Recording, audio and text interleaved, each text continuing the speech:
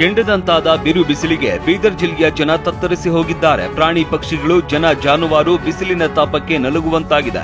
ಹೀಗಾಗಿ ಸ್ವಾಭಿಮಾನಿ ಗೆಳೆಯರ ಬಳಗದ ಯುವಕರು ಅರಣ್ಯ ಪ್ರದೇಶದಲ್ಲಿ ಚಿಕ್ಕ ಚಿಕ್ಕ ಸಿಮೆಂಟ್ ತೊಟ್ಟಿಯನ್ನ ನಿರ್ಮಾಣ ಮಾಡಿ ಪಕ್ಷಿಗಳಿಗೆ ನೀರು ಹಾಕ್ತಾ ಇದ್ದಾರೆ.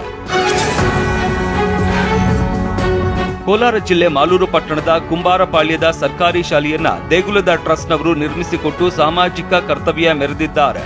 ಮಾಲೂರು ಮಾರಿಕಾಂಬಾ ದೇವಾಲಯದ ಟ್ರಸ್ಟ್ನವರು 75 ಲಕ್ಷ ರೂಪಾಯಿ ವೆಚ್ಚದಲ್ಲಿ ಒಂದು ಸುಸಜ್ಜಿತವಾದ ಹೈಟೆಕ್ ಶಾಲೆಯನ್ನೇ ನಿರ್ಮಾಣ ಮಾಡಿಕೊಟ್ಟಿದ್ದಾರೆ.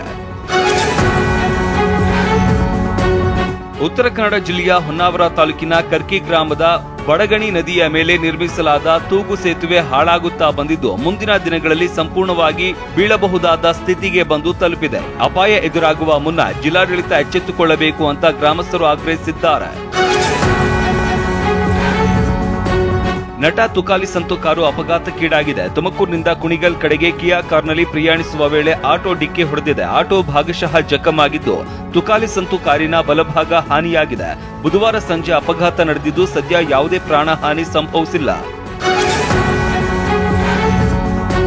ತೆಂಗು, ಬಾಳೆ ತೋಟಕ್ಕೆ ಬೆಂಕಿ ಹೊತ್ತಿ ಎಕರೆಗಟ್ಟಲೆ ಬೆಳೆ ನಾಶವಾಗಿದೆ. ತುಮಕೂರು ಜಿಲ್ಲೆ ತಿಪಟೂರು ತಾಲೂಕು ಡಿಎಲ್ ಪಾಳ್ಯದಲ್ಲಿ ಘಟನೆ ನಡೆದಿದ್ದು 3 ಎಕರೆ ತೋಟ ಭಸ್ಮವಾಗಿದೆ. 60 ತೆಂಗಿನ ಗಿಡ, 1 ಎಕರೆ ಬಾಳೆ ಗಿಡ ಭಸ್ಮವಾಗಿದೆ.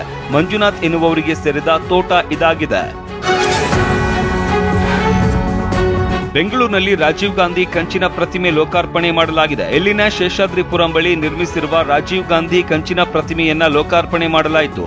ಕಾರ್ಯಕ್ರಮದಲ್ಲಿ ಎಐಸಿಸಿ ಅಧ್ಯಕ್ಷ Mallikarjuna Kharge, CM Siddaramaiah, DCM DK ಸೇರಿದಂತೆ ಹಲವರು ಭಾಗಿಯಾಗಿದ್ದರು. ಸಿಗ್ನಲ್ ಫ್ರೀ ಕಾರಿಡಾರ್ ಅನ್ನ ಸಿಎಂ ಸಿದ್ದರಾಮಯ್ಯ ಲೋಕಾರ್ಪಣೆಗೊಳಿಸಿದ್ರು.